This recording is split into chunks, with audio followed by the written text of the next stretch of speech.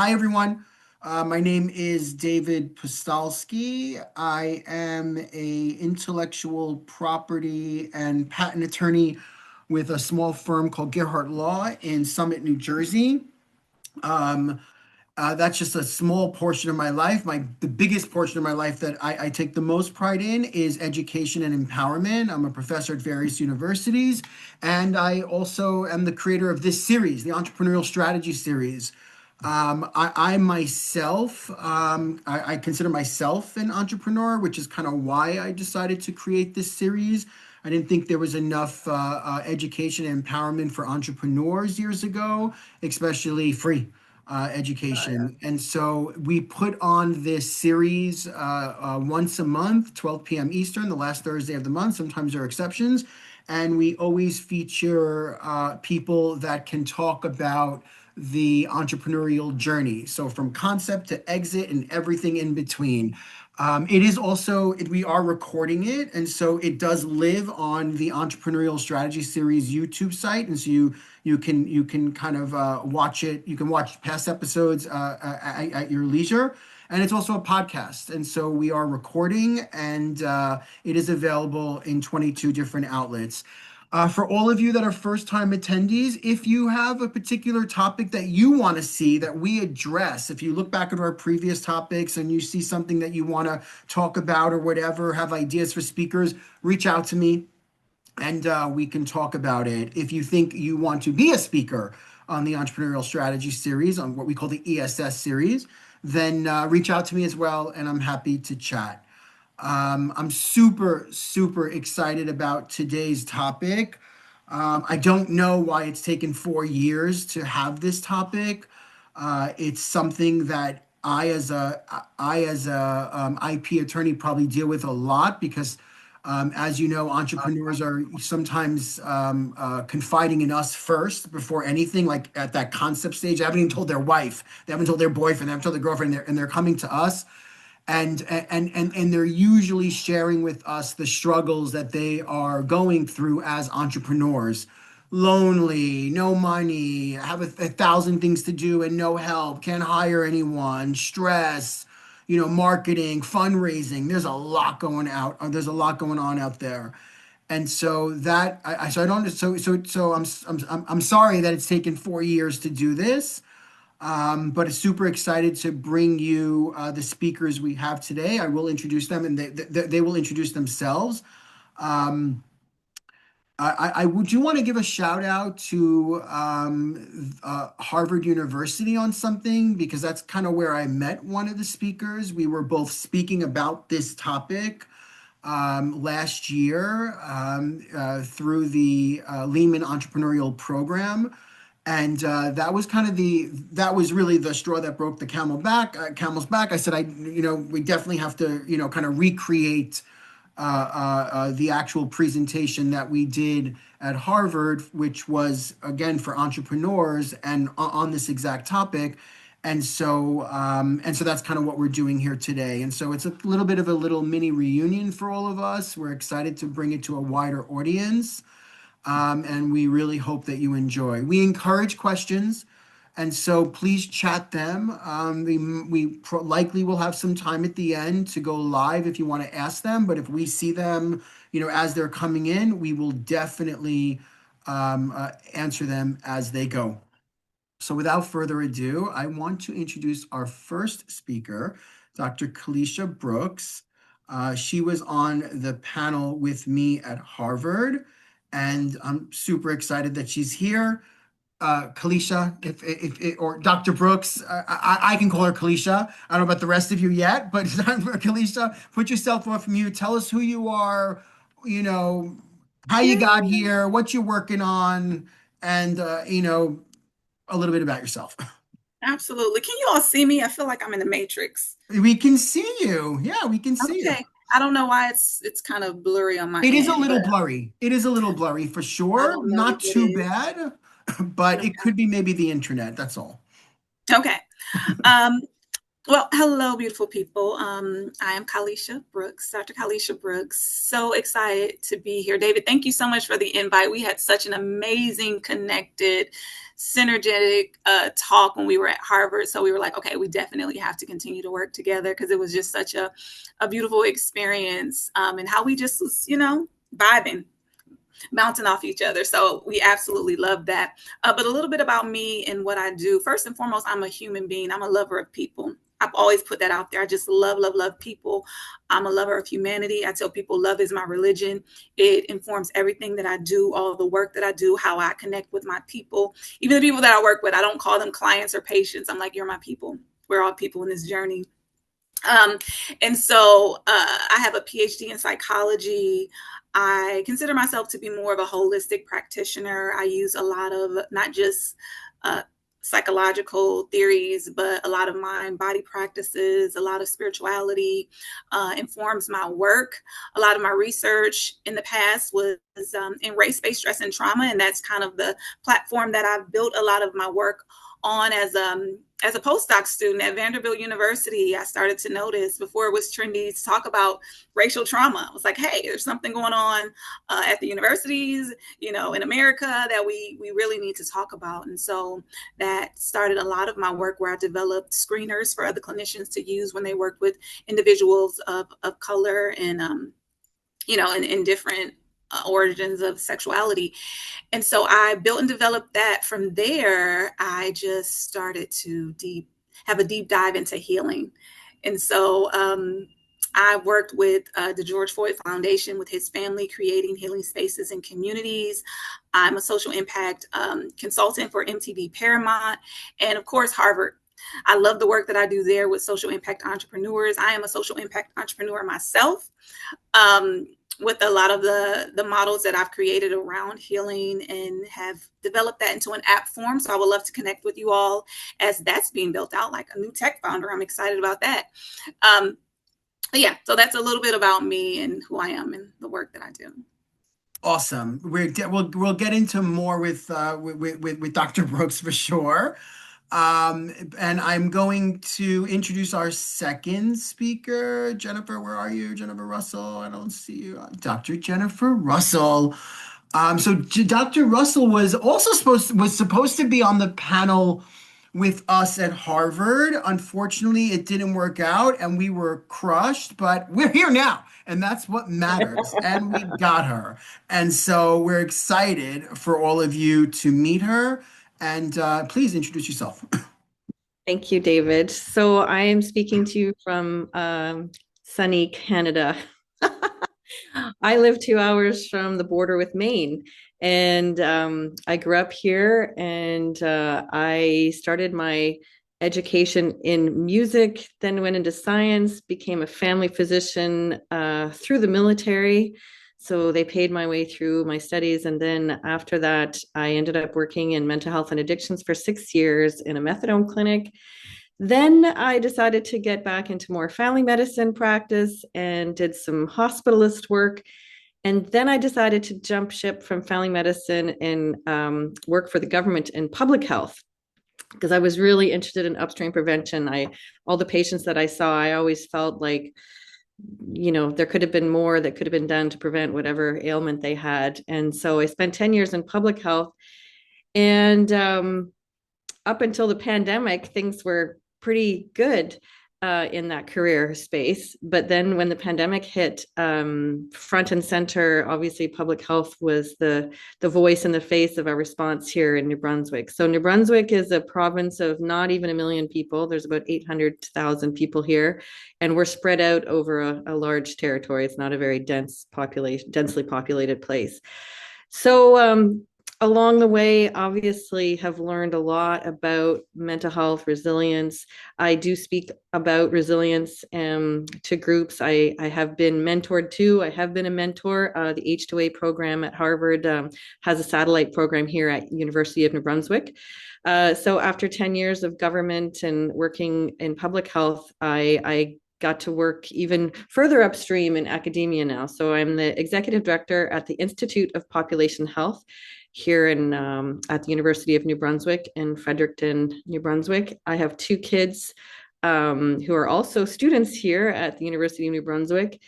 And so all the different hats that I wear, I used to be a clinician. I'm now in academia running this institute, hoping to influence government decisions around policy and legislation for population health, better population health outcomes. New Brunswick, Canada is not the poster child for the healthiest province to live in. And I'm hoping to make some inroads on that. During the pandemic, there's one thing on my wall back here that came from it's the U.S. Consul General's award for public service, because we did work really closely with the government in Maine during the pandemic. So I do feel connected to the US. My kid's dad actually has a master's degree from Harvard, so there's that connection as well. We used to bring a lot of Harvard paraphernalia back for our kids, so they love the whole idea that I'm doing work with people from Harvard right now. So that's exciting. And yeah, so as a leader, I feel like I got a lot of bruises along the way, and got beat up in terms of, obstacles and challenges, but definitely have landed on my feet, but not without a lot of, I guess, learning. And thank goodness I'm a lifelong learner, and I'm super curious about all the things out there that can help us, and having the evidence-based information that we can rely on, and understanding that you don't always know what you don't know. And so when you come across the people that can impart that knowledge, I'm always so grateful to meet those people. So it's really nice to be here, David. Thank you so much. And thank you for your participation, Calisha. It's really nice to work with you both. Awesome. Well, let's stick on you for a second. I think you might have mentioned when the three of us were talking yesterday. I think you might have mentioned, which is a little crazy to me now that I heard your full kind of pivoting from job to job to job. I think you mentioned that you didn't consider yourself an entrepreneur, and so that's interesting to me, because it sounds as if you do have some entrepreneurial spirit in you, just by the fact that you've pivoted in various different ways to find that perfect position, if you will, for the time being. But I know you were on the call from the very beginning, and I know you heard some of the stories from our entrepreneurs. Most of the audience are entrepreneurs, established entrepreneurs, first-time founders.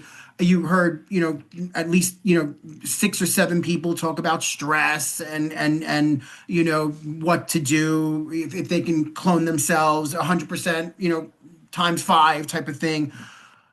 Just your and Calisha, will come to you on this same question too. Any initial thoughts for people on just in general coping as a business owner, an entrepreneur, whether you consider yourself one or not? Just curious if you can share some knowledge. Yeah, so I think we can talk about all the different effects of stress on our bodies and our minds. And there's always ways that we're trying to cope with the different types of stressors, and you can either try to remove the stressor from your life, or you can try to find a healthy way to cope.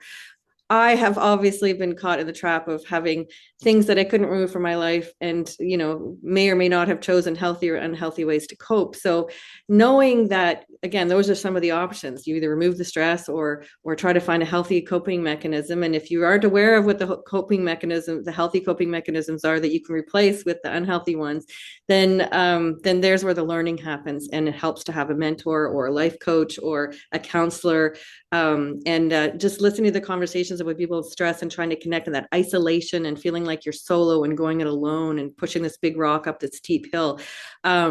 I think being able to connect with other people, either formally or informally, and as somebody said, they can't talk to their employees about this, and some business owners can't talk amongst themselves because they might be competitors, or that you don't want to kind of let them know that you're struggling as well, because you're trying to have that appearance of being strong and in control. So I think when you break down, again, what kind of stress are you dealing with? Is it something that you can manage in a healthier way? Then tuning in and tapping into all those different things, and where you go to learn. Again, there's so many options and opportunities.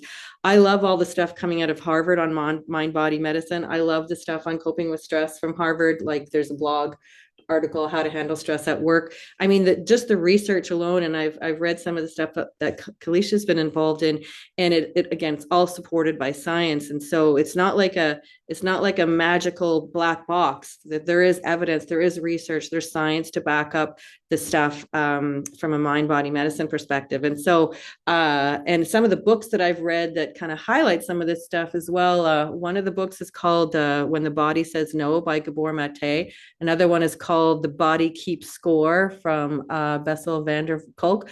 Another one is called 10% Happier by Dan Harris. And so some of these things, when you're delving into them, there's some really good nuggets that you can latch onto that fit with your lifestyle and your personality. Because we all have different places we're coming from in terms of how we were raised and what tools are in our toolbox already from our culture, from our religion, and from our generation. So somebody was talking about guilt and trying to carry these loads and the layers around, where does that guilt come from, and women versus men in terms of taking on those different pieces of responsibility and obligation, and where is our ability to set good boundaries and delegate or say no, and where do you get that voice to look after yourself and put your own oxygen mask on first. So that's a broad answer, and then I feel like we're going to be able to dive in really deeper and specific on some of those things. Yeah, we definitely will. By the way, there was some chat. If you can, maybe just chat those 3 book titles if you have the time. Sure. Yeah, I can. Okay, Absolutely. great. That would be great. And so, Calisha, what do you think? Because you're again, I know you consider yourself an entrepreneur now. You're with a tech entrepreneur with your new app. But even if you didn't, what are your thoughts on just coping as an entrepreneur? Yeah, so I like to take a step back when it comes to coping. I love to be more of a proactive than reactive, meaning taking the vitamins before you have to take the medication. A lot of times when we're in a place of coping, we're in the deep.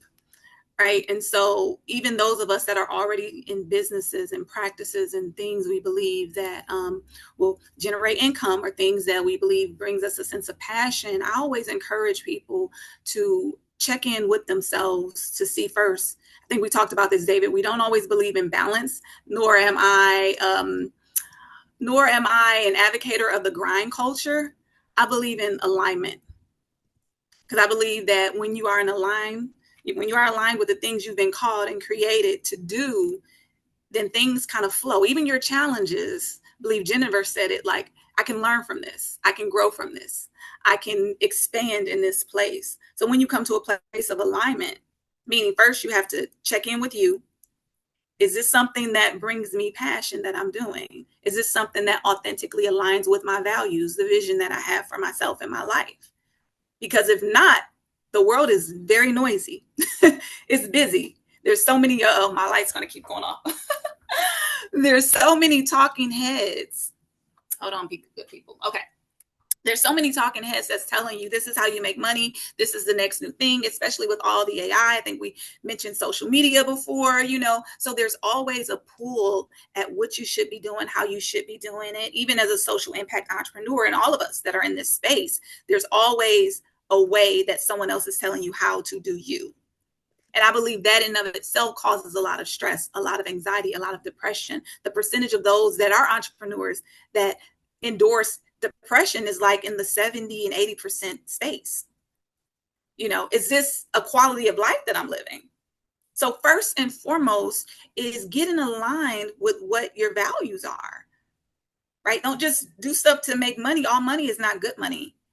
All money cannot bring you a sense of peace and rest. And I'm a mother as well. And that's something that I value, being a mother and protecting my space as a mother. I don't want to just grind, hustle, just to call myself an entrepreneur and say I have the titles and the degrees and the money and all of these things. So first and foremost is getting aligned in what you feel you've been called and created to do. Next to that is simple, making sure that what I call SEE. Are you seeing correctly? Meaning, are you just doing the bare minimum of sleeping, eating, exercising? that is fuel for the gas tank. Like if there's nothing in there, and I believe you mentioned it too, Jennifer, like securing your own oxygen mask. If there's nothing in there, the car is not moving. I don't care how nice, shiny, beautiful, and pretty it is. If it's nothing in there, it's not moving. So getting real simple with how you're taking care of yourself and your being. And we can circle back because I do have a story that that informs why I show up in the world the way that I do. And it's a story of my grandmother that I watched throughout my life be an activist, a humanitarian, a director of a homeless shelter. She fed the whole community. You know, there was never a dull moment in her home. She always everyone was in her home. And she modeled how to show up and take care of everybody else but herself. And she died at a very young age from her second brain aneurysm, right? And so we do have stories of people who literally work themselves to death, or work themselves into illness, or work themselves into depression, work themselves into anxiety, work themselves out of a quality of life. So I'm just a believer in taking the vitamin before the medication, being proactive and not always reactive. Coping is not a healthy mechanism. You're wading water. Eventually, you'll get tired, you'll get exhausted, and what we see, sinking. So learning how to ride the waves. I want to stay on you because there's a few things I want to break down there. And there was someone had made a comment in the networking session, and Jennifer had commented on. There's a lot out there, right? There's so much shit out there. What do I listen to? I like do I go full on with Calisha? You know, do I have Jennifer on the side? Like, what do I do? Like, do I, you know, how do I learn the skills? Or I should say, how do I find the skills to learn first? There's noise. And so maybe any tips on how to kind of break through the noise? I guess possibly the moral of the story is that everybody's breakthrough the noise is different, but how do I find what my breakthrough noise is? You know, like how do I find my path exactly when there's so much stuff out there to hear and read and see and everything like that? I can jump in, Jennifer. Yeah, please, it's for you. Yeah. Okay. That's why I love, and we all talked about it, mind-body connection, meditation, mindfulness. And I am obsessed with, and I'll put it in the chat too, Dr. Joe Dispenza. Anybody have heard of him? I am absolutely obsessed with his work on science, neuroscience, neuroplasticity, all the many things. Because with creating a practice of mindfulness and meditation, you're able to get enough clarity to kind of see what things resonate with you.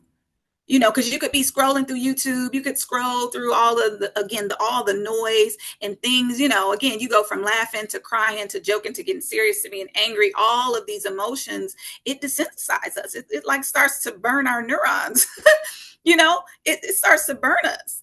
And before we know, we don't know what's our voice, somebody else's voice, the critical voice in our head, our mom's voice, dad's voice, society's voice, the culture's voice. And a lot of, again, things have been normalized that are dysfunctional. So when we can take time to get enough clarity to see what resonates with me, right? Like, oh, okay, I really have, again, finding out what inspires you, your values, right? What are your values? Do things that align with your values, but first you have to know what your values are. This is the work. And if we don't do the work, the culture will define the work for us. So the work looks like taking time to lean into you to find out what is it that I really want? What is it that, how do I want to feel? How do I want to show up in the world? What is it that I want to connect with? Do I want more meaningful experiences in my work? Do I want to generate more income for what? Freedom? Not necessarily just to have more money, but to be free. So sitting with yourself to really answer some of those questions. And then that takes you down the path of like, oh, other things are unraveling. Oh, now this resonates with me. This person connecting. Oh, okay.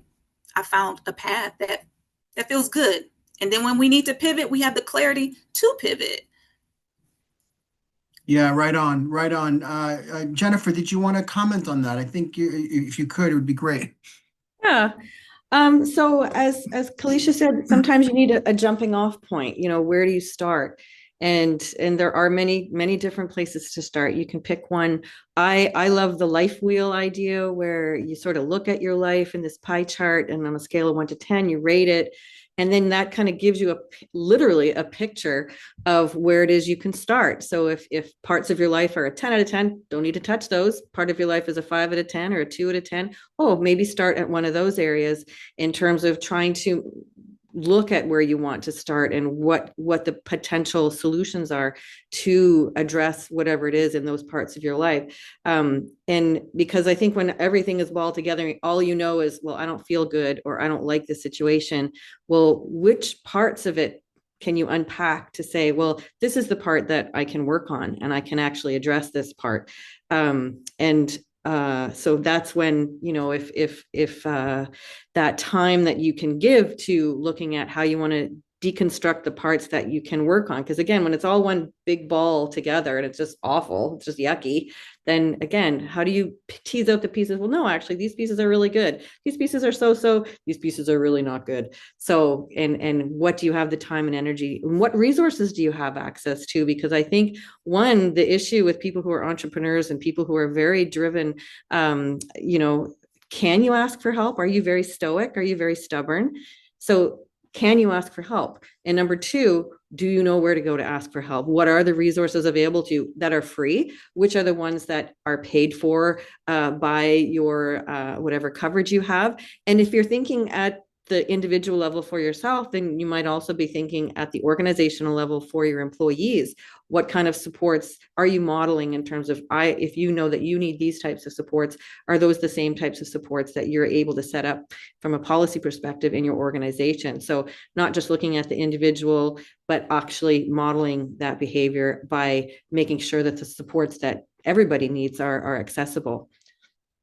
Yeah, I think that's those are all excellent points, and because I think the one pervasive quality for an entrepreneur, and we heard it, is that they believe that they can do it themselves. And it's only, and from being in the kind of innovation industry, it's the entrepreneurs that kind of give up a little bit of themselves. Like, yeah, I can do it all, but I know that person can do it better. I know that person can do it a little bit, a cleaner, whatever it is. It's those people that I think it's exactly what you said. Those people that have the courage and the strength to seek help, whether it's mental health or, accounting, whatever it is.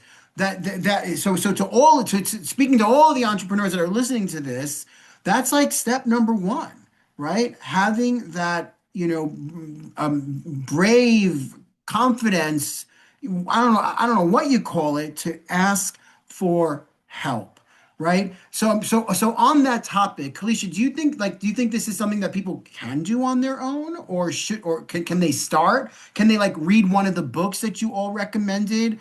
Like, is that enough to kind of come up with a good, coping mechanism, or not? I think it's a great launch pad. I think that a lot of the things we recommended, Jennifer, I love the way your brain works, where she's like, in the values will and like the concrete things. I like to call it having roots and wings, finding things that can ground you.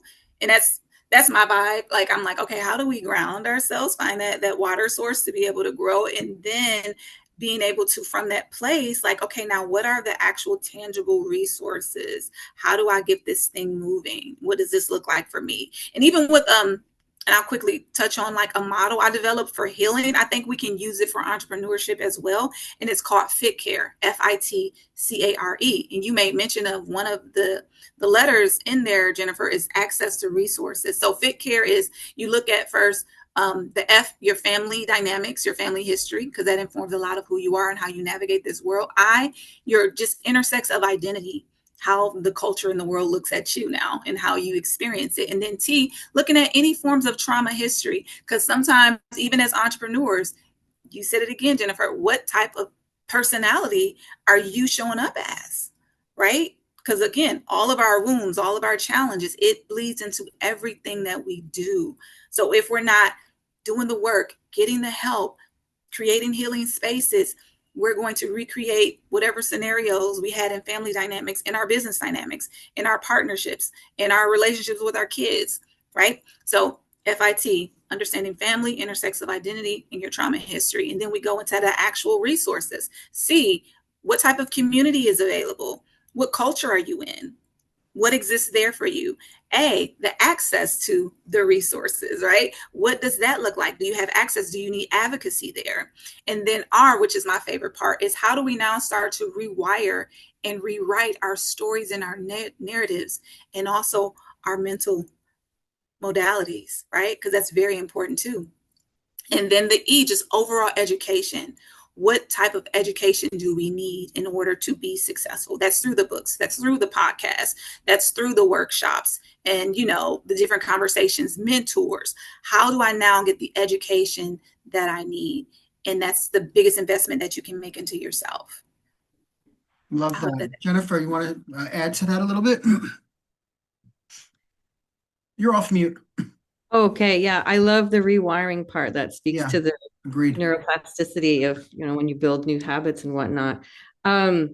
One of the courses I was able to take, I think it's an American company, it's called Leadership Management Institute. And that's where I took a personal leadership course that really helped break down the different areas of my life and professional life and personal life to be able to achieve the goals of improving in the different areas. So and I like the word alignment as well, because it just seems like the more your life is aligned, the less stress there is that you need the unhealthy coping mechanisms for. And then coming back to cost, not price in terms of what you have to pay to get help, but the cost of either not changing or continuing the habits that seem to be not really helping. They might be helping you get ahead, but they're not sustainable. And so that whole piece around delegating, and giving up that bit of control, and somebody might be able to do it better, they might be able to do it differently, they might not be able to do it exactly the way you do it, but if you don't let some of those pieces go, then that sustainability piece, because part of resilience is not just about being strong, resilience is also being about recharging and when to pause and when to regroup and recharge and re-energize and take a break. And so if you don't have that person you can delegate to, then when can you ever switch off? I do remember a time in my career where I was carrying my phone around 24/7. And I remember the first time I took it, and actually was on vacation, and I put it in the hotel room safe and I locked it there. And it was like, oh my God, what have I done? But that exercise proved to me that, you know what, there is somebody else out there who can do your work while you're not there.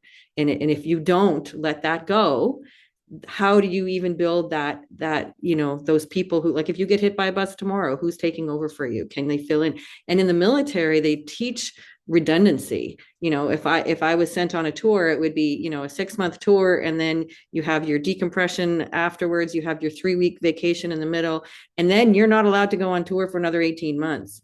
And during the pandemic, I basically was on 4 tours back to back with no decompression and no 135 press conferences in a row, basically, with no backup, with no second in command to come in and relieve the work that I was doing. And I literally, again, was not able to take my phone and put it somewhere where I couldn't be reached. And it wasn't until I had a car accident that the universe said, well, if you're not going to take a break, we'll put you on a timeout and see how that goes.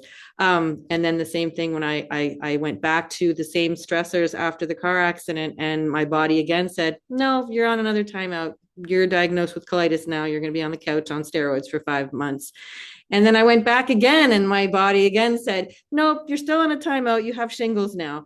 And so I had a lot of time to think about all of the things that, what you do need to do to stay healthy and move forward in a way that is going to be sustainable in the long term. So hard lessons, but again, that's why I recommended the books that I recommended.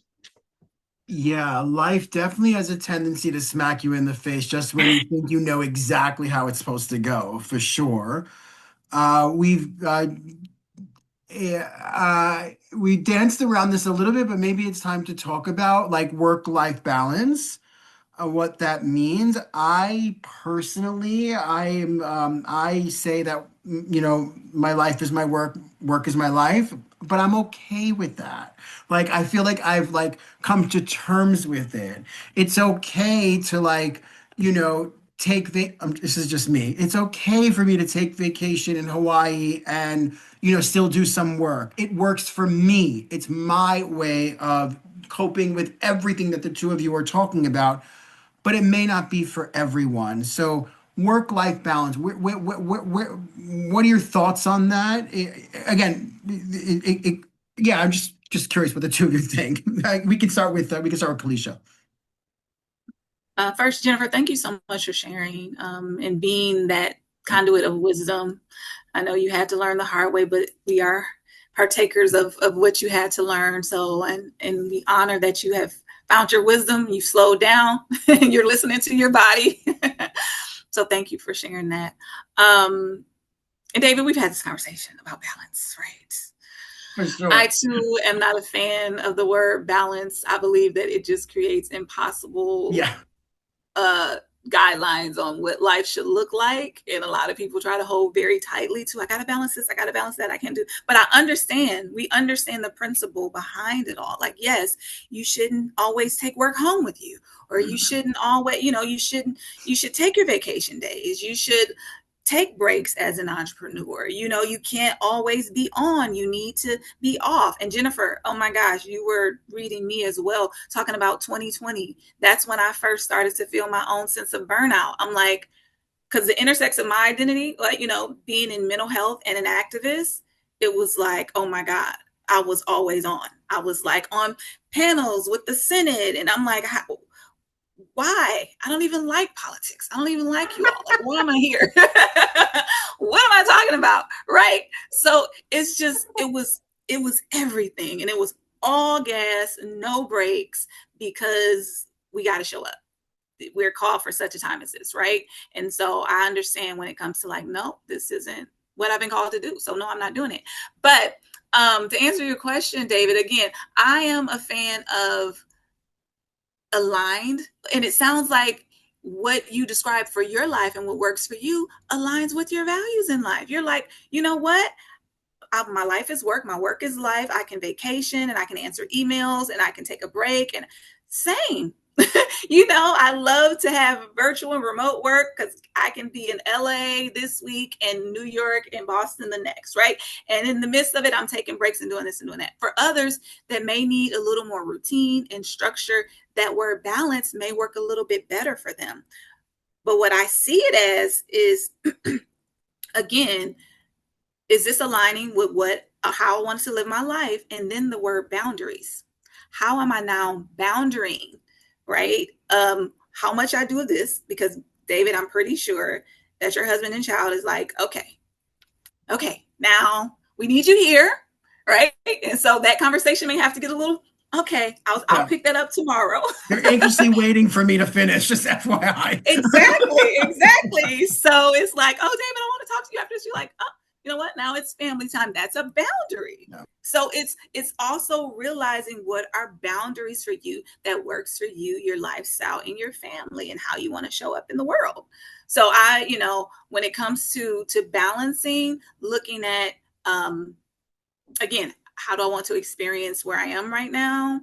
What do I want to experience a little more of? Is it freedom? Is it family time? Is it more rest, eating better, finding more of a routine? And now, how am I creating boundaries and protecting those spaces for myself? What does that rhythm, and that's another word I love using, what does the rhythm of my life look like?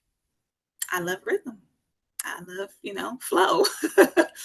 I can get a little hippie-ish. So, that's my side of the world.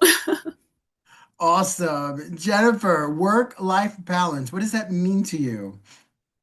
Well, I agree with Calisha that, what drives us in that way would be our values. But I think as entrepreneurs, I mean, who's keeping the lights on? What bills need to be paid? Which employees need to be paid? And obviously, if you can't take your foot off the gas because those are the things that need to happen, and you just have to keep going, it would be nice to know that, when you can take your foot off the gas, that you would, that you don't just keep going just because you can and you think you need to do more.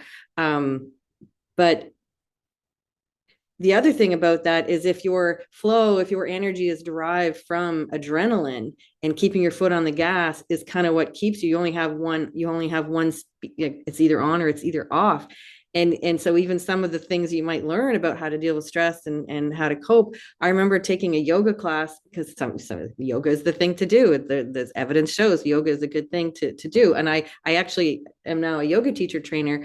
But at that time, all I knew, I didn't know anything about different kinds of yoga. I just know, oh, yoga is a good thing for relaxation and stress. So, but guess what? If you're somebody who thrives on adrenaline and you go to a yoga class first thing in the morning and you're so relaxed for the rest of the day, was not very productive. So kind of matching what can you do when you can do it. And I remember a time in my life where I had an enormous amount of support. I was able to work part-time. I was able to be there for my kids. I was able to be there for the community. I was able, and if you could do that, would you do that? Would you feel guilty if you did that? Would you feel like you had to justify yourself? And I remember somebody coming up to me and saying, ooh, what a cushy lifestyle you have, as opposed to commending, like, oh, good for you that you could set up these supports and have this balanced life, and good for you. Like, so again, that whole, workaholism in the military, I saw a lot of workaholism where working yourself to death was in and of itself a coping mechanism.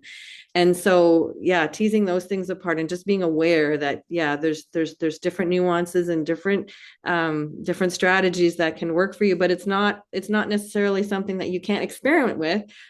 Just be aware that there's, like, match your needs for being able to take your foot off the gas, and what does work for your family, for your business, and for your health. Wait, because I want to make sure I heard that correctly. So wait, so you did yoga and now you want to be a yoga instructor? No, I am a yoga You instructor are a now. yoga instructor. Love Yeah. it. Yeah, Okay, I did the awesome. I $200 love it. yoga teacher training. Love Yeah. it. Yeah. That's So I, beautiful. I totally believe in all of that, and knowing, and at the time it was after my car accident. So I still had all this hip and knee pain. So I couldn't even do, not hip, sorry, hip and back pain. I couldn't even do all the different poses. And so I had to learn all of the alternate poses for everything, because can be intimidating if you don't know how to do all these poses or hold them correctly. And you're sitting in front of a mirror for this 200 hours. It's a 200-hour course, and it's in a room, teeny tiny room with floor to ceiling mirrors. So you're really getting a good look at what's going on. Yeah. The reason why I wanted to come back to the yoga, there was an interesting somebody. I love the question they posed. It was Jennifer Clark said, "Please share, everyone. What do you do for fun?"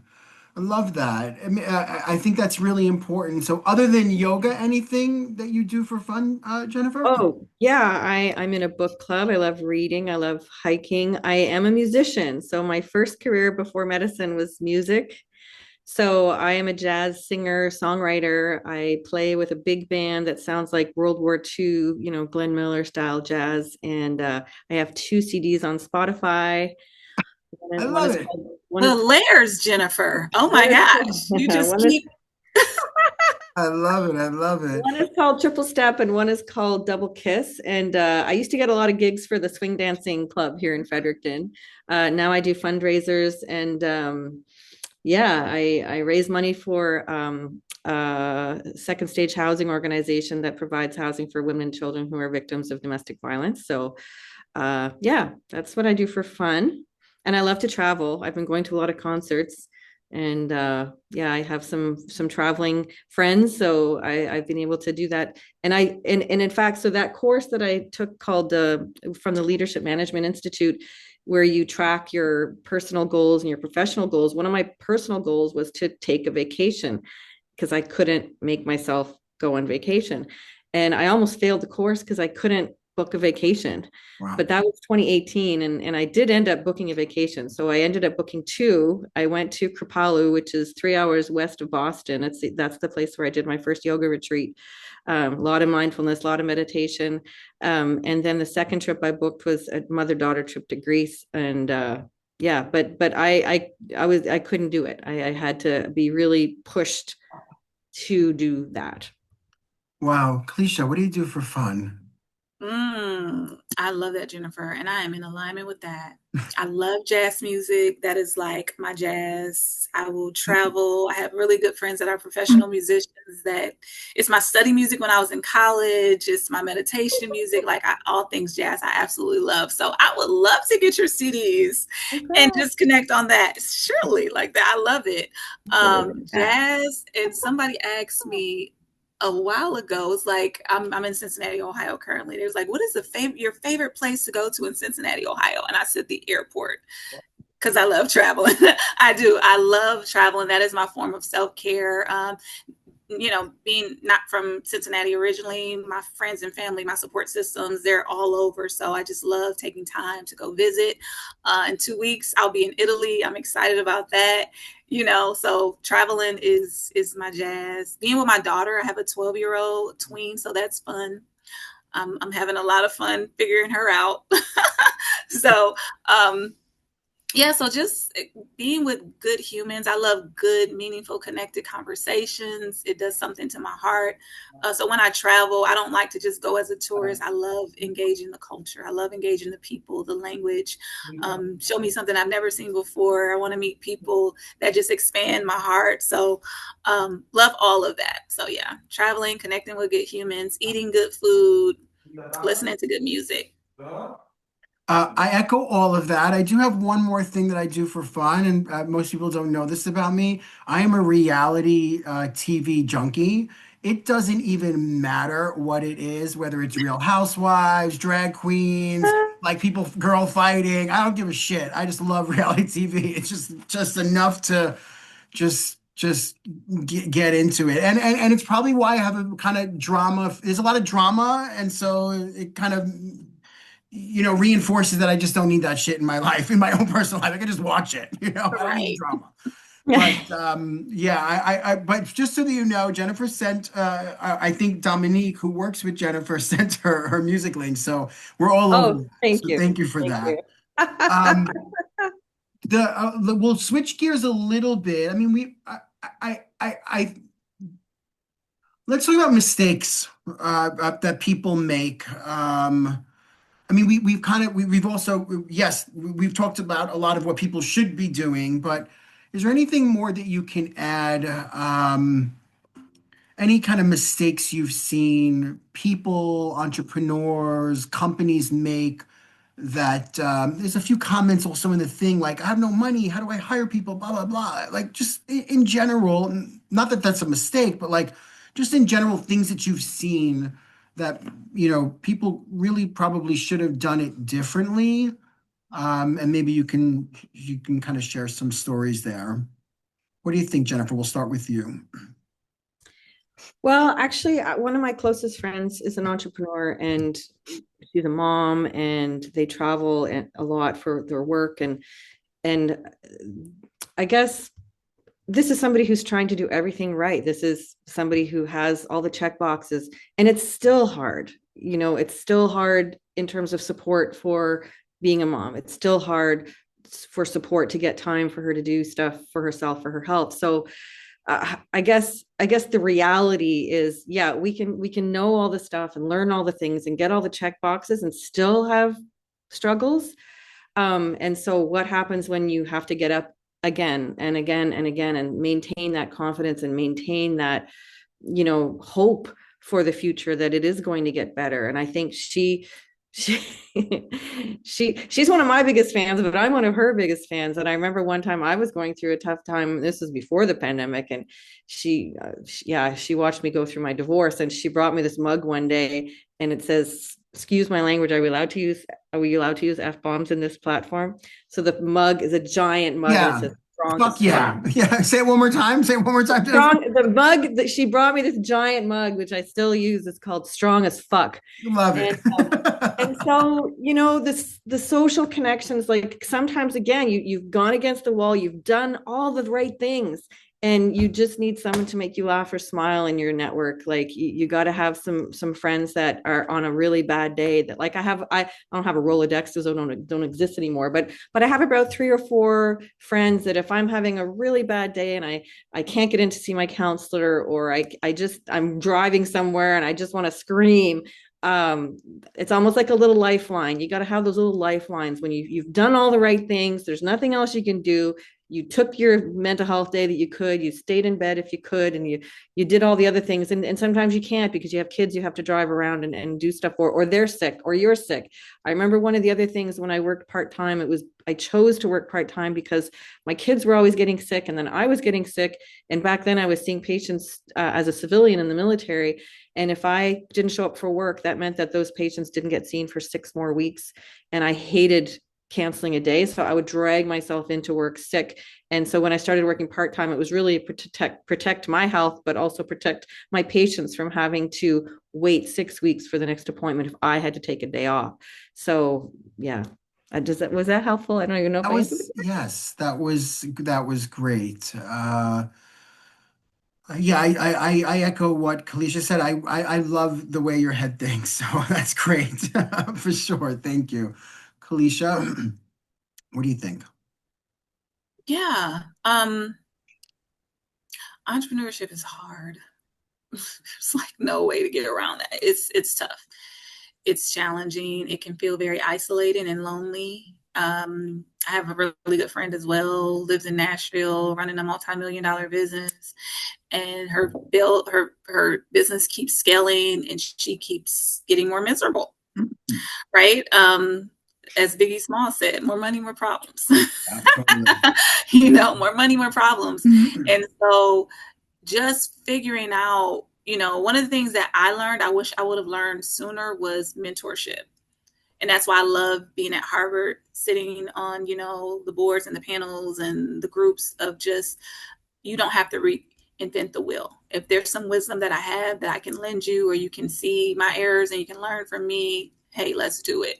So finding a good mentor, good communities that are supportive, a group of, entrepreneurs who may be single moms, a group of entrepreneurs who may be single dads, a group of entrepreneurs who may be social impact entrepreneurs, which is a whole nother field. It's not like the traditional ways in which we find money and scale and all of these different things. And I remember one of my first years at Harvard, I made this comment, just all the beautiful students sitting before me, and they were asking all these questions. How do I scale? How do I build money? How do I do this? How do I do that? And I said, well, I'm not a shark. I don't want to learn how sharks operate. I'm more of a dolphin. I operate in building community. I feel like we can get more done together.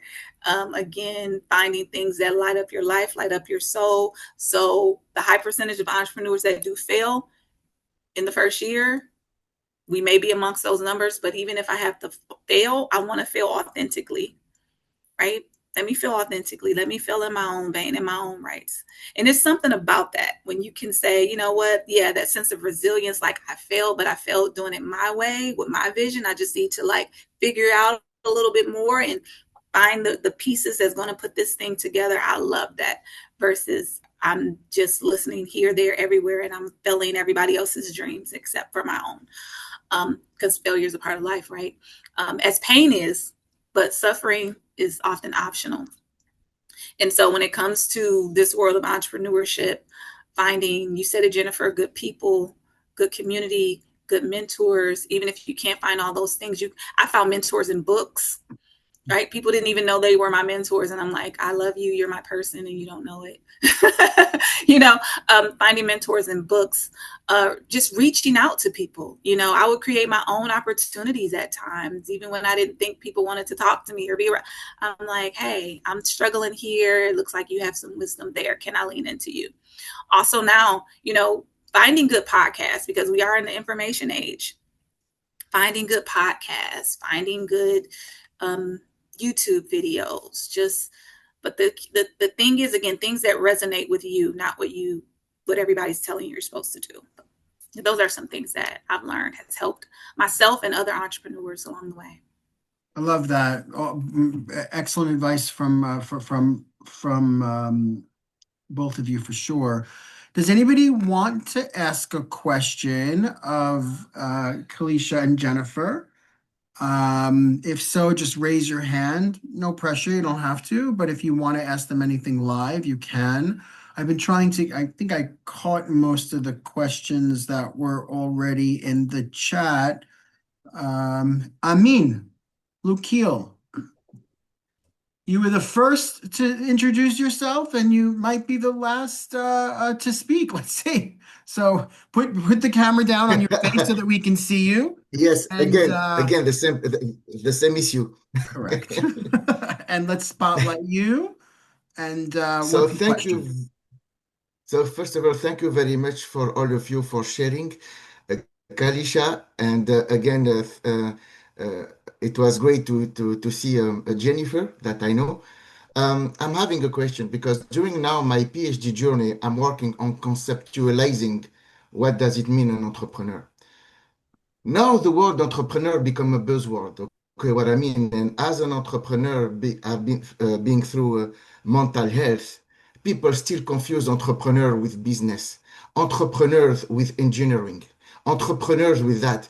Entrepreneur is much deeper than that, and still people doing a buzzword. People they think entrepreneurship it is about money and that it is something that it made me hurts because when I see all my peers how they're working and things like that, they did not understand that and that it is much more deeper than money. It is much more about a purpose and things like that.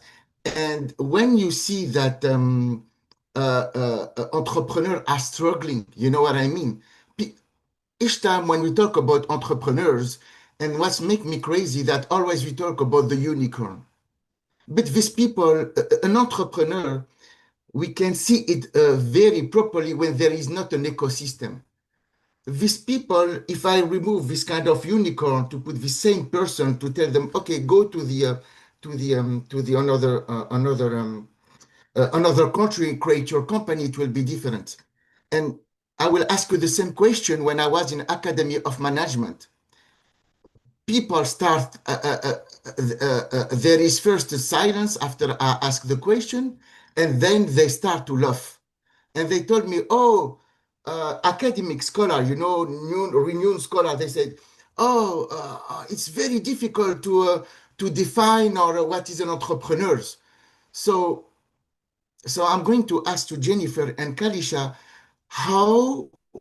what is your kind of definition, because there's not a true definition, you know, or things like that, okay? But what is for you an entrepreneur? Thank you very much. Calisha, you want to take a crack at that? Sure. I see entrepreneurs as problem solvers.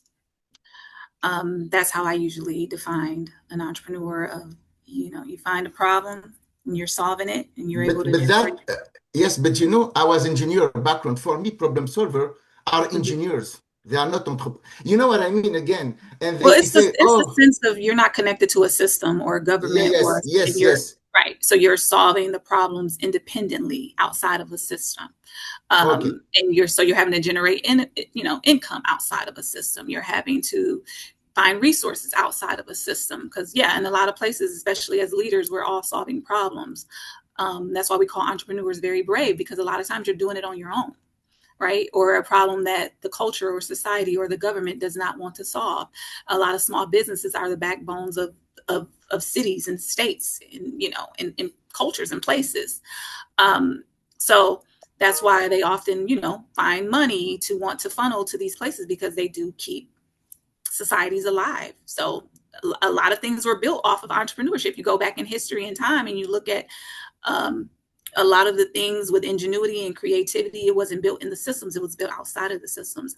The innovators, I see entrepreneurship as innovators, dreamers, creators, thinkers, that can all be considered, an engineer as well. But are you within the system doing those things? Because so many of us that are, doing it, we have engineering brains, we have scientific brains. It's just I'm outside of a bigger thing, creating it for myself and for others. I hope that made a little sense. It does. Jennifer, did you want to Thank add you. anything? I love everything that Calisha said. When she said the first word that came out of her mouth, what was it that you said the first word about Problem Being a solvers? problem solver. problem solvers? Yeah. So as you said problem solvers, I wrote trailblazers. And you said innovation, I wrote innovation. I had written down innovation. So I feel like they're trailblazers, yes, problem solvers. I always see entrepreneurs as people who want to be their own boss. And I also see them as contributing very much to the economy and to our GDP. So that's where that's how I see entrepreneurs. But I think I echo what Calisha's saying. Awesome. I mean, we look forward to your research when you're done. Maybe Yes. Yeah, yeah. you can share with us. Just one thing. It is good to hear that, because normally when we talk about entrepreneurs and we teaching entrepreneurs, it is always in business school. Normally, entrepreneurs should be taught in any kind of field. You know what I mean? Entrepreneurship. An artist could be an entrepreneur. A lawyer could be an entrepreneur. Everyone could be an entrepreneur. And for me, to go deeper, for me, an entrepreneur, it is much more. I try, okay, to give that, because I was an entrepreneur for many years, and I'm still on the subject. It is all about freedom and taking responsibilities. Agreed. That it is my way of. We agree with that Thank as you very well. much. Thank you. Thank you for sharing. I don't think there's any more questions. We are at time. And so, Kalisha, Jennifer, final thoughts? Kalisha, from you? Um, Again, thank you all. I love sharing space. I'm so glad, Jennifer, we've finally been able to have our synergetic conversations. David, great host. I love how you have navigated the talk. I love the platform and the space that you've created for so many beautiful beings that are figuring it out. Continue. And I would love to connect with the community. I'm on social media as Dr. Calisha, DrCalisha. I think you have our information. Yes, yes, we will. And just so everybody knows, this is, as you all know, it's going to be recorded, and everybody will get the recording. There's about 500 people that registered, and so Okay. everybody will get it. And we'll also send a follow-up email with like a recap and our speakers' contact information. So yeah.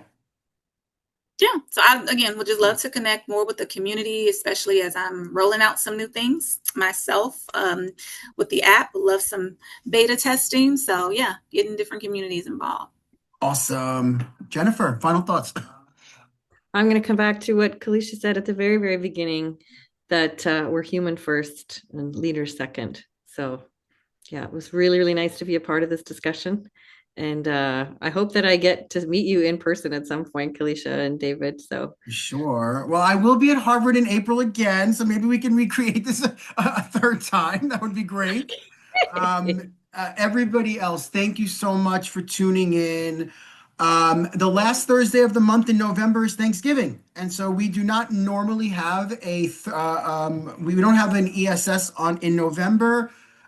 We actually have a combined November December one. It's December 11th.